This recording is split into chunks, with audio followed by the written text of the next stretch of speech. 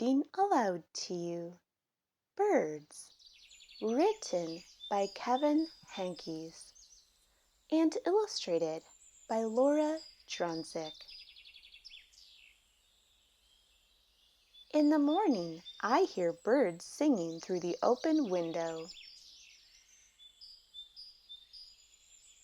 Birds can be yellow or blue or brown or red or even green, I think. Sometimes they are so black that you can't see their eyes or their feathers, just their shapes. Birds can be big or little, or any size in between. Once I saw 7 birds on the telephone wire. They didn't move, and they didn't move, and they didn't move. I looked away for just a second, and they were gone.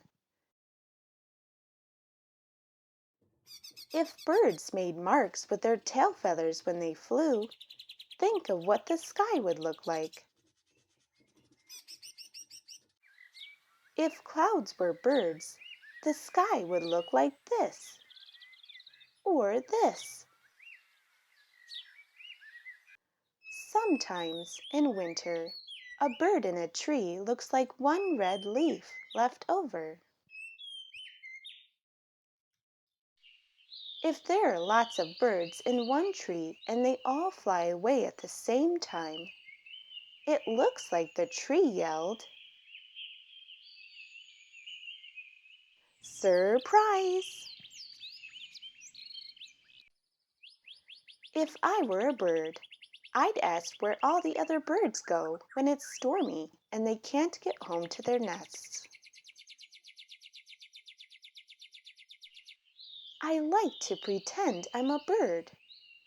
I can't really fly, but I can do this. I can sing. The end. I hope you enjoyed this story. For more stories, please don't forget to subscribe. Thank you and have a lovely day.